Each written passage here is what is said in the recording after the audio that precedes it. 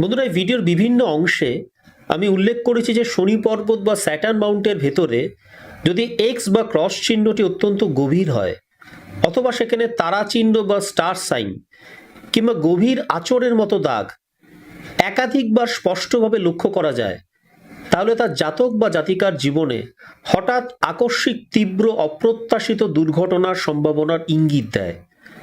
অনেক ক্ষেত্রে এটি আকস্মিক কোনো সমস্যার দিকেও কিন্তু ইঙ্গিত করে। এই ধরনের দুর্ঘটনাগুলো উঁচু কোনো জায়গা থেকে পড়ে যাওয়া থেকে হতে পারে, শারীরিক আঘাত পাওয়া থেকে হতে পারে, অথবা গাড়ি বা অন্য কোনো যানবাহনের দ্বারা আঘাত পাওয়া থেকেও হতে পারে। কিন্তু এই দুর্ঘটনার বিষয়টি তখনই কার্যকর ও প্রাসঙ্গিক হবে যদি শনি পর্বত বা স্যাটার্ন মাউন্টের ভেতরে এক্স চিহ্নটি অত্যন্ত গভীর হয়, যা কাটা দাগ বা ক্রসের মতো দেখায়।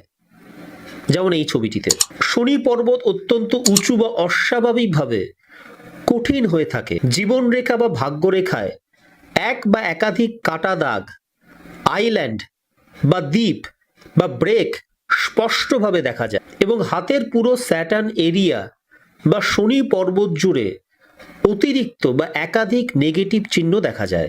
পরবর্তী কয়েকটি ছবি দেখলে বিষয়গুলো আপনাদের সামনে আরও ভালোভাবে পরিষ্কার হবে। জীবনরেখা বা লাইফ লাইনের উপরে ছবিটি দেখুন।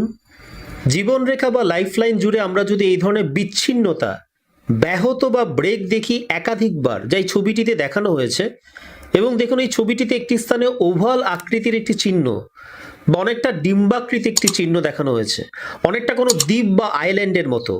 এই ধরনের চিহ্ন যদি আমরা জীবনরেখা জুড়ে এক বা একাধিকবার দেখতে পাই, তাহলে কিন্তু বুঝতে হবে জাতক বা জাতিকার জীবনে হঠাৎ আকস্মিক তীব্র ও অপ্রত্যাশিত কোনো দুর্ঘটনা ঘটার সম্ভাবনা আছে।